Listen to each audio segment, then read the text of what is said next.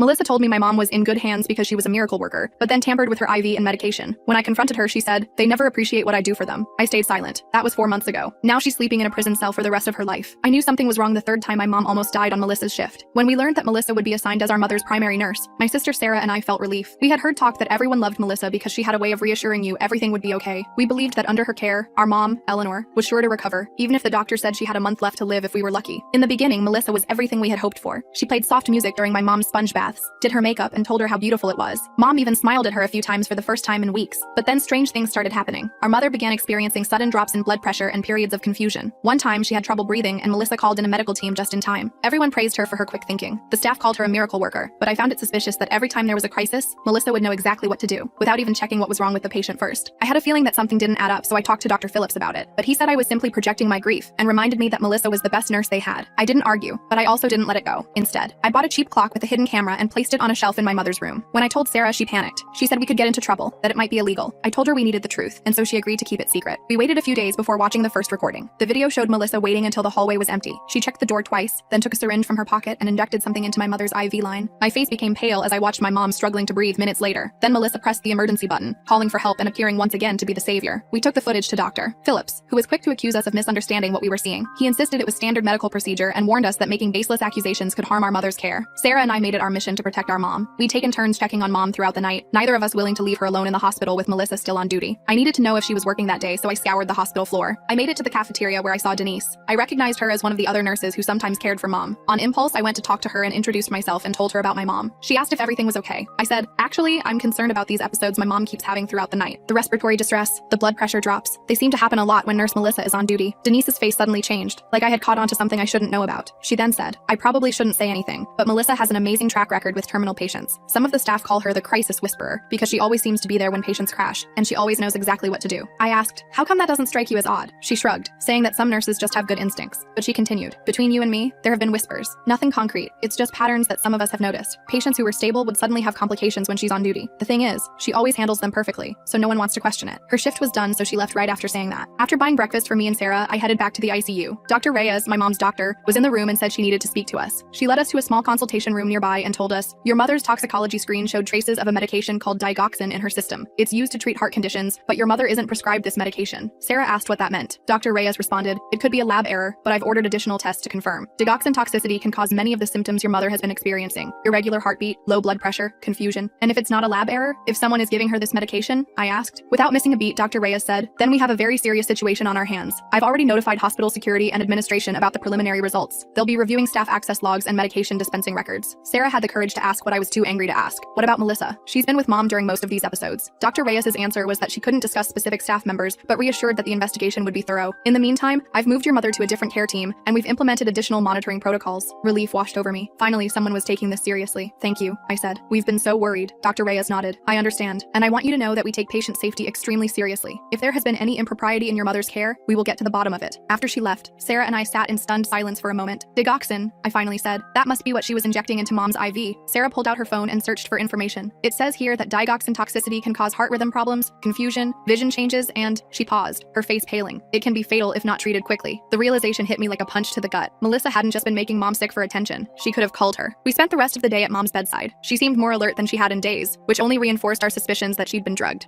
The new nurse assigned to her, Brandon, was efficient and kind, explaining everything he was doing as he checked her vitals and administered her medications. "I always like my patients to know what I'm giving them," he said as he adjusted mom's IV. "This is just your regular pain medication. It might make you a little drowsy, but that's normal." His transparency was reassuring after weeks of Melissa's secretive behavior. Around 3 p.m., a hospital security officer and a woman in a business suit came to speak with us. They introduced themselves as Officer Jimenez and Ms. Patel from hospital administration. "We'd like to ask you some questions about your concerns regarding your mother's care," Ms. Patel said. "Dr. Reyes mentioned you had observed some concerning patterns." We told them everything: the sudden medical crises, how they always happened during Melissa's shifts, and how we'd become suspicious enough to install the hidden camera. "We have the videos," I added. "They clearly show Melissa injecting something into mom's IV line right before she had breathing problems." Officer Jimenez looked interested. "Those videos could be crucial evidence. Would you be willing to share them with us?" "Absolutely," I said, pulling out my phone to send them the files. Ms. Patel cleared her throat. "I should note that recording in patient rooms without consent is against hospital policy and potentially violates privacy laws." I met her gaze. "I understand that, but my mother was in danger and no one would listen to us. We did what we had to do." She nodded slightly. "Under the circumstances, the hospital is not interested in pursuing any action regarding the recordings. Our primary concern is patient safety." After they left with copies of the videos, Sarah and I felt cautiously optimistic. The hospital was taking the situation seriously, and mom was now under the care of nurse nurses we could trust, but our relief was short-lived. That evening, as I was getting coffee from the vending machine down the hall, I spotted Melissa entering the hospital through a side entrance. She wasn't in scrubs, but in street clothes, and she was moving with purpose. I ducked behind a column, my heart pounding. What was she doing here? Had she been suspended pending the investigation? If so, she shouldn't be in the hospital at all. I followed her at a distance, watching as she took the elevator up. When the doors closed, I checked the floor indicator. She was heading to the ICU level. Panic surged through me. I ran for the stairs, taking them two at a time until I reached the ICU floor. I burst through the door just in time to see Melissa walking purposefully down the hallway toward Mom's room. I pulled out my phone and called hospital security, keeping my voice low as I explained the situation. Then I followed her, staying far enough back that she wouldn't notice me. To my relief, when Melissa reached Mom's room, Brandon was inside checking Mom's vitals. Melissa hesitated in the doorway, then turned and walked toward the family waiting area instead. I ducked into an empty room as she passed. A few minutes later, two security officers arrived and approached Melissa in the waiting area. I couldn't hear what they were saying, but their body language was firm. Finally, one of the officers took her by the arm and escorted her toward the elevator. As they passed me, I heard her say, "I just wanted to check on my patient. I care about Eleanor." The cold, possessive way she said my mother's name sent chills down my spine. I returned to Mom's room, where Sarah was reading a magazine by Mom's bedside. Brandon had just finished his checks and was updating the chart. "Everything okay?" Sarah asked, noticing my expression. "Melissa was here," I said quietly. "Security just escorted her out." Brandon looked up sharply. "Nurse Melissa? She's not supposed to be anywhere near this unit right now. She's on administrative leave pending an investigation." "That's what I thought," I said. "She was in street clothes, heading straight for this room until she saw you were in here." Brandon immediately picked up the phone by Mom's bed and called his supervisor. After a brief conversation, he hung up and turned to us. "They're posting a security officer outside your mother's room for the rest of the night," he told us. "And they're reviewing the access logs to see how Melissa got into the building." That night, I couldn't sleep despite the security officer stationed outside Mom's door. I kept thinking about the determined look on Melissa's face as she headed for Mom's room. What had she been planning to do? The next morning, Dr. Reyes came by with news. "The comprehensive toxicology results confirmed the presence of digoxin in your mother's system," she said. "We've also reviewed the medication dispensing logs and found several instances where Melissa accessed digoxin without a valid patient order." "What happens now?" I asked. "The hospital has terminated Melissa's employment and reported her to the state nursing board. We've also contacted the police, who will be investigating this as a potential criminal matter." I felt a weight lift from my shoulders. "So it's over? She can't hurt Mom anymore?" Dr. Reyes hesitated. "We're taking every precaution to ensure your mother's safety, but I should warn you that these cases can be complicated. Melissa has been with the hospital for 3 years with an exemplary record. Some staff members may find these allegations hard to believe." She was right. Over the next few days, as news of the investigation spread through the hospital, we noticed a divide forming among the staff. Some, like Brandon and Denise, were supportive and vigilant about Mom's care. Others seemed skeptical, giving us cold looks or whispering when we passed. One afternoon, I overheard two nurses talking in the hallway outside Mom's room. "It just doesn't make sense," one was saying. "Why would Melissa risk her career like that? She's the best nurse on the floor." "I know," the other replied. "And those Walsh sisters seem kind of high-strung to me, always hovering, questioning everything." I bit my tongue and walked past them without comment. Let them think what they wanted. We had evidence now, and Mom was safe. That was all that mattered. A week after Melissa was escorted from the hospital, Detective Leah Ortiz from the police department came to speak with us. She was a no-nonsense woman with sharp eyes and a direct manner. "I've reviewed the evidence provided by the hospital," she told us in the same small consultation room where Dr. Reyes had first told us about the digoxin, "including your videos. I believe you have a strong case for assault at minimum." "At minimum?" Sarah asked. Detective Ortiz nodded grimly. "Depending on intent, this could potentially be attempted murder, but that's much harder to prove." She took out a notebook. "I need to ask you some detailed questions about your observations and interactions with Melissa." For the next hour, she grilled us on everything we could remember. When the episode started, exactly what we saw, what Melissa said and did before and after each incident. She was particularly interested in any comments Melissa had made about being a miracle worker or saving patients. "In cases like this," she explained, "the motivation is often a psychological condition called Munchausen syndrome by proxy, or more recently, factitious disorder imposed on another. The perpetrator creates medical crises so they can be the hero who resolves them." "That's exactly what she was doing," I said. Everyone praised her for saving Mom, for knowing exactly what to do in an emergency. Detective Ortiz nodded. "It's a pattern we see in healthcare settings sometimes. The challenge is proving it beyond reasonable doubt. Your videos are compelling evidence, but Melissa could claim she was administering medication that was verbally ordered but not documented." "But the toxicology results," Sarah protested. "Mom wasn't supposed to be getting digoxin at all." "That's our strongest point," the detective agreed. "I'll be interviewing Dr. Phillips and other staff members to determine if there was ever any legitimate reason for your mother to receive that medication." After Detective Ortiz left, Sarah and I discussed what she'd told us. The case seemed solid, but we were worried about how long the investigation might take. Mom was still terminally ill after all. Her cancer hadn't gone away just because Melissa had. "What if she doesn't live long enough to see Melissa held accountable?" Sarah asked quietly. I squeezed her hand. "Then we'll see it through for her. Either way, we've already saved her from Melissa. That's what matters most." The next day, Dr. Phillips asked to speak with us. His demeanor was completely different from our previous interactions. He seemed subdued, almost apologetic. "I want you to know that I've been cooperating fully with the investigation," he said, "and I owe you both an apology. I should have taken your concerns more seriously." I was surprised by his change in attitude. "What made you change your mind?" He sighed heavily. "The evidence is compelling, and this isn't the first time concerns have been raised about Melissa's patients experiencing unexpected complications. I dismissed those too, because her outcomes were always so positive in the end." "You knew?" Sarah's voice was incredulous. "Other people had concerns, and you ignored them?" Dr. Phillips had the grace to look ashamed. "There were never any concrete complaints, just questions. Patterns that seemed unusual but could be explained by coincidence or exceptional nursing instincts. Melissa was so beloved by patients and families. She received more thank you cards and commendations than any other nurse on staff." I thought about what Detective Ortiz had said about Munchausen by proxy. "She created situations where she could be the hero, and you all fell for it." "It appears that way," he admitted. "I've provided Detective Ortiz with a list of other patients who experienced similar patterns of unexpected crises crises during Melissa's care. They're reviewing those cases now. After he left, I felt a strange mix of vindication and anger. If Dr. Phillips had listened to those earlier concerns, maybe Mom wouldn't have suffered through multiple near-death experiences. That afternoon, Brandon came in looking troubled. "I thought you should know," he said quietly. "Melissa has been calling the nurse's station asking about Eleanor's condition. She's been told repeatedly that she's not authorized to receive any patient information, but she keeps calling." A chill ran down my spine. "She's obsessed with Mom." Brandon nodded. "Security has been notified. They've updated her photo at all entrances, and all staff have been reminded that she's not allowed in the building." Despite these precautions, I couldn't shake the feeling that Melissa wasn't done with us yet. That night, I dreamed she was standing over Mom's bed with a syringe, smiling as the monitors flatlined. I woke up in a cold sweat, checking immediately to make sure Mom was still breathing peacefully. The next morning, Detective Ortiz called with an update. "We've been investigating Melissa's employment history," she said. "She's worked at 8 different healthcare facilities in the past 15 years, never staying more than 2 years at any of them." "Did she get fired from the others?"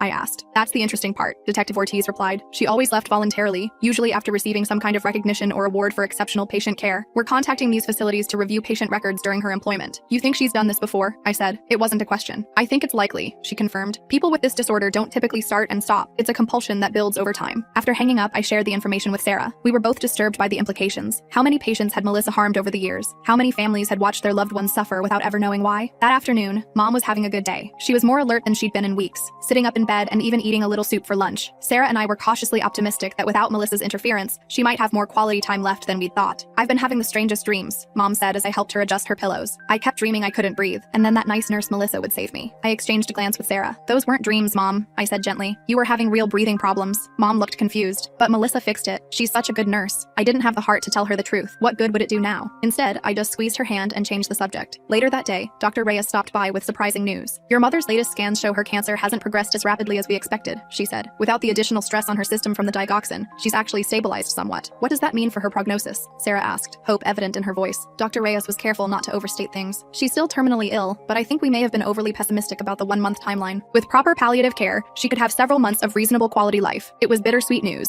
On one hand, we were grateful for any extra time with Mom. On the other, it was infuriating to think that Melissa had been stealing precious days from her. 2 days later, Detective Ortiz asked to meet us at the police station. When we arrived, she led us to a small conference room where another detective was waiting. "This is Detective Marcus Watts," she introduced him. "He's been investigating Melissa's previous employments." Detective Watts nodded at us. "We've found some disturbing patterns," he said without preamble. "At every facility where Melissa worked, there were spikes in emergency interventions and unexpected complications among her patients. Most notably, these were often patients who were already terminal or seriously ill, where sudden changes might be attributed to their underlying conditions." "Did anyone ever suspect her?" I asked. "At her second-to-last job before Golden Sunset, a doctor raised concerns about unusual patterns in patient deterioration during her shifts," Detective Watts said. "But before any formal investigation could begin, Melissa resigned, citing personal reasons. She received glowing references and was hired at Golden Sunset 3 weeks later." "We've also found something else," Detective Ortiz added, sliding a folder across the table. "Melissa maintains a private social media account under a pseudonym. It's filled with vague posts about her saves." I opened the folder to find printouts of social media posts. The account name was angelofmercy_RN, and it contained disturbing captions. "Another save today. They don't know how close they came to the edge before I pulled them back." Patient was fading fast. Everyone panicked but me. I knew exactly what to do because I always do. Sometimes you have to let them get worse before they can get better. Only I understand that. The posts never named patients or showed identifiable photos, but they were images of hospital rooms, medical equipment, and occasionally Melissa's reflection in mirrors or windows, always with a self-satisfied smile. "This is sick," Sarah said, pushing the folder away. "She's bragging about hurting people. It's actually valuable evidence," Detective Ortiz said. "These posts often correlate with dates when your mother or other patients experienced medical emergencies during Melissa's shifts." "So what happens now?" I asked. "We're building our case," Detective Ortiz said. "The district attorney believes we have enough to charge her with assault and administering a noxious substance. We're still investigating whether we can prove intent to cause serious harm, which would support more serious charges." "When will you arrest her?" Sarah asked. "That's the problem," Detective Watts said grimly. "We can't find her. She's not at her apartment, and she hasn't been seen at any of her usual haunts. Her phone is going straight to voicemail." A cold feeling settled in my stomach. "You think she's running?" "It's possible," Detective Ortiz admitted. "Or she's planning something. We've increased security at the hospital and have officers looking for her. But until we locate her, I'd advise you both to be extra vigilant." On our way back to the hospital, Sarah and I were quiet, both processing what we'd learned. Melissa wasn't just a nurse who had crossed a line. She was a serial offender who had been hurting patients for years, possibly her entire career. "I keep thinking about all those other families," Sarah finally said. "The ones who never knew why their loved ones suddenly got worse." I nodded. "At least we caught her. She won't be able to hurt anyone else." "If they find her," Sarah pointed out, the thought that Melissa was out there somewhere, possibly planning her next move, was terrifying. When we arrived at the hospital, I found myself scanning every face, half expecting to see her lurking in a corner or disguised as another staff member. Mom was sleeping when we got to her room. The security officer outside nodded at us as we entered. I checked the windows and bathroom out of habit, making sure no one was hiding there. Sarah noticed and gave me a sad smile. "We're safe here," she said. "There's security everywhere." I knew she was right, but I couldn't shake my unease. Melissa had managed to get into the hospital once already while on administrative leave. What would stop her from trying again? That night, I stayed at the hospital while Sarah went home to shower and get some real sleep. Around 2 a.m., I was dozing in the recliner next to Mom's bed when a noise in the hallway woke me. I heard voices, then footsteps approaching Mom's room. I sat up, instantly alert, as the door opened. It was just Brandon, coming to check Mom's vitals. "Sorry to wake you," he whispered. whispered. Just doing the rounds. I nodded, my heart still racing. No problem. Everything okay out there? I heard voices. Just shift change discussion, he said. Nothing to worry about. After he left, I couldn't get back to sleep. Every sound from the hallway made me tense up. I kept imagining Melissa finding some way past security, sneaking into Mom's room to finish what she'd started. The next morning, Sarah arrived with coffee and bagels, looking refreshed after a night in a real bed. You look terrible, she observed. Didn't you sleep? I shook my head. Too jumpy. Every noise had me thinking Melissa was coming. Sarah squeezed my shoulder. Go home. Get some real sleep. I've got this. I reluctantly agreed to go home, but made Sarah promise to call me immediately if anything happened. At home, I took a long shower, trying to wash away the hospital smell and the constant anxiety. As I was getting dressed afterward, my phone rang. It was a number I didn't recognize. Hello? I answered cautiously. Is this Eleanor Walsh's daughter? A woman's voice asked. It wasn't Melissa's voice, which was my first fear. Yes. Who's this? My name is Janet Torres. I was a nurse at Pinecrest Care Center 5 years ago, when Melissa worked there. The police contacted me about her. My heart raced. What can I tell you? Actually, I wanted to tell you something, she said. I had suspicions about Melissa back then. A patient of mine, Mr. Abernathy, started having these strange episodes whenever Melissa covered my shifts. I tried to report it, but no one would listen. They all thought Melissa was this amazing nurse who could do no wrong. That sounds familiar, I said bitterly. When the police called asking about her, I finally felt validated, but I wanted to reach out to you directly because I wish someone had believed me back then. Maybe your mother and others wouldn't have been hurt if they had. It's not your fault, I said automatically, though part of me wanted to blame someone for not stopping Melissa sooner. I know, but I still feel responsible. So if there's anything I can do to help with your case, any testimony I can provide about what I observed, I want you to know I'm willing. I thanked her and took down her contact information to pass along to Detective Ortiz. After hanging up, I felt a renewed sense of purpose. We weren't alone in this fight. Others had seen through Melissa's facade too. I managed to get a few hours of sleep before heading back to the hospital. When I arrived, Sarah was sitting by Mom's bed, reading a magazine while Mom napped. Any news? I asked quietly. Sarah shook her head. All quiet here. Detective Ortiz called though. They're still looking for Melissa. I told her about Janet Torres's call. I think more people are going to come forward now that the investigation is public. Melissa can't hide behind her reputation anymore. That evening, Dr. Reyes came by with good news. Your mother's condition has stabilized enough that we think she can be moved out of the ICU tomorrow. We're preparing a private room for her on the oncology floor. Is that safe? I asked. With Melissa still out there? Dr. Reyes nodded. We've implemented security protocols throughout the hospital. All staff have been briefed on the situation, and security officers will continue to monitor your mother's room. Plus, the oncology floor has restricted access already. The move happened the next morning. Mom's new room was larger and had a window with a view of the hospital gardens. It felt less clinical somehow, more peaceful. Mom seemed to appreciate the change, smiling as she looked out at the trees and flowers below. It's nice to see something besides ceiling tiles, she said. Sarah and I arranged our things in the new room, setting up our makeshift camp for the ongoing vigil. The security officer, a friendly guy named Asher, took up his position outside the door. That afternoon, Detective Ortiz called with an update. We've located Melissa's car at the bus station, she said. Security footage shows her boarding a bus to Portland 3 days ago. Relief washed over me. So she's left town? She's not coming back? We're working with Portland PD to locate her there, Detective Ortiz said. But yes, it appears she's fled the area. That's actually good news for our case. Flight suggests consciousness of guilt. After hanging up, I shared the news with Sarah. We both felt a weight lift from our shoulders. If Melissa was hundreds of miles away, Mom was safe. We could focus on making her comfortable and enjoying whatever time she had left without constantly looking over our shoulders. The next few days passed peacefully. Mom had good days and bad days, but without Melissa's interference, she was generally stable. We settled into a routine, taking turns staying with her so that one of us could always go home to shower and sleep. A week after Mom's move to the oncology floor, Dr. Phillips stopped by her room. He looked uncomfortable as he checked Mom's chart. Her numbers are looking good, he said, relatively speaking, of course.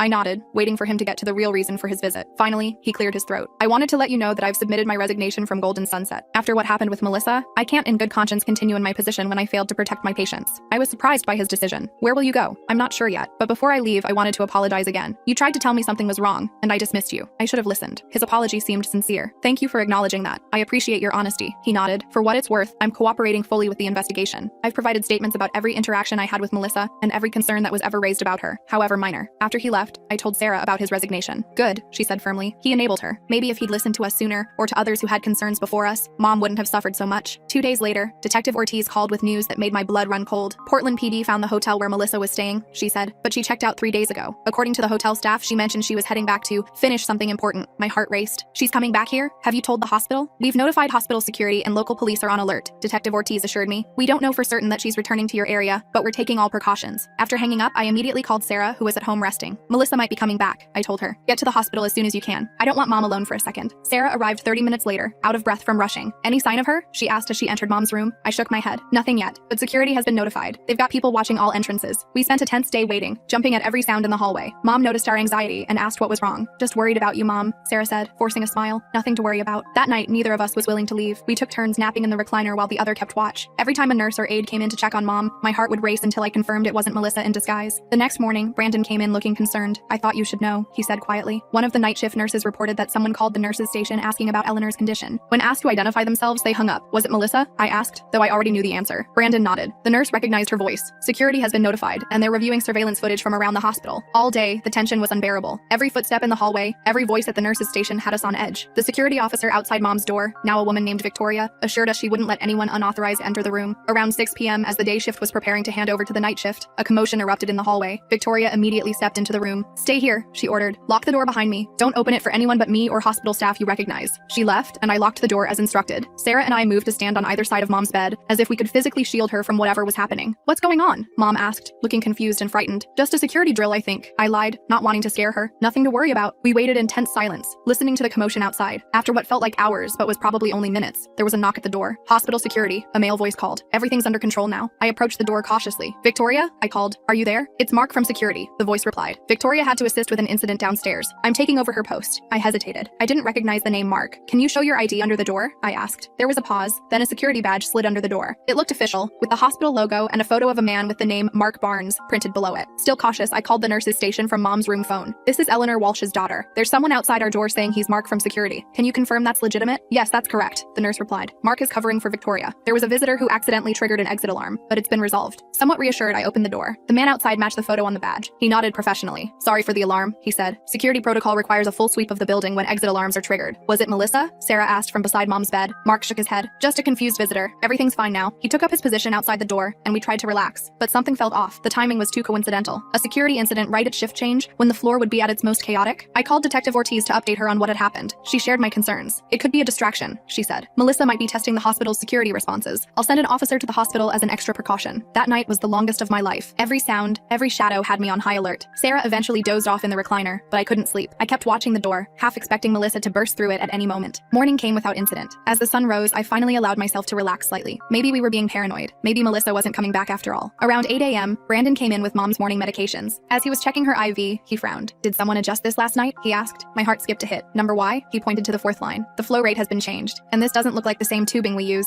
Ice flooded my veins. "What does that mean?" Brandon immediately clamped the IV line and called for assistance. Within minutes, the room was filled with medical staff. They removed the entire IV setup and started a new line in Mom's other arm. "We're sending the old tubing and fluid bag to the lab for analysis," Dr. Reyes told us afterward, "and we're reviewing all security footage from last night." "How could someone have tampered with her IV?" Sarah demanded. "There was a security guard right outside the door all night." Dr. Reyes looked grim. "That's what we're trying to determine. In the meantime, we're moving your mother to a secure room in a different part of the hospital, one with continuous camera monitoring and restricted access." As they prepared to move Mom, Detective Ortiz arrived, looking serious. "We need to talk," she said, pulling me aside. "The security badge that was shown to you last night? It's authentic, but it was reported stolen from the real Mark Barnes 2 days ago." My blood ran cold. "So that wasn't Mark outside our door?" "No," she confirmed. "And the nurse you spoke to on the phone doesn't recall taking that call. We think someone may have intercepted it at the nurse's station during the confusion." The implications were terrifying. Melissa had been right outside our door, posing as security, and somehow, despite our vigilance, she had managed to tamper with Mom's IV. "The hospital is on full lockdown," Detective Ortiz continued. "We're searching every room, every closet, every possible hiding place, and we're reviewing all security footage from the past 24 hours. Mom was moved to a new room in a secure wing of the hospital, with 2 police officers stationed outside. The room had a camera that fed directly to the security office, monitoring continuously. No one was allowed in without proper identification and authorization." That afternoon, the lab results came back on the IV equipment. Dr. Reyes looked grim as she delivered the news. "The fourth line contained a moderate dose of digoxin," she said. "Not enough to be immediately fatal, but it would have caused serious cardiac issues if we hadn't caught it. Fortunately, your mother shows no signs of toxicity. We caught it before much of the medication entered her system." The realization hit me like a physical blow. Melissa was still trying to harm Mom, though she was being more cautious now, perhaps to avoid immediate detection. If Brandon hadn't noticed the IV change, Sarah couldn't finish the sentence. "We got lucky, Doctor," Reyes said. "But we can't rely on luck. We're implementing every security measure we have to keep your mother safe." That evening, as Sarah and I sat in Mom's new room, surrounded by security measures and police protection, I felt a strange mix of terror and determination. Melissa was still out there, still trying to get to Mom, but we had uncovered her scheme. We had proof now, not just of her attempts to make patients sick, but of her intent to harm. "She's escalating," I said quietly to Sarah. "This isn't about being the hero anymore. She knows she's been caught, so now she's trying to eliminate the evidence." Sarah nodded, her face pale but resolute. "She won't get to Mom again. We won't let her." Detective Ortiz proposed a plan. Leak information that Mom was being transferred to a smaller facility with less security. In reality, Mom would be moved to a secure wing of the police station set up to look like a hospice room, with officers disguised as medical staff and family members. "You think she'll take the bait?" Sarah asked skeptically. "Based on her pattern, yes," Detective Ortiz said. "She's escalating, taking bigger risks. If she thinks this is her last chance to get to your mother, she'll act." 2 days later, the plan was put into motion. A carefully orchestrated transfer was arranged, with just enough security lapses to make it tempting for Melissa. Mom was moved to the secure wing with medical equipment and comfortable furnishings. I stayed with Mom while Sarah pretended to go home, actually going to a hotel room the police had arranged. Detective Ortiz and 3 other officers were disguised as hospice staff, with surveillance equipment monitoring every angle. The waiting was excruciating. Hours passed with no sign of Melissa. Mom dozed off and on, remarkably calm given the circumstances. I tried to read a book but couldn't focus on the words.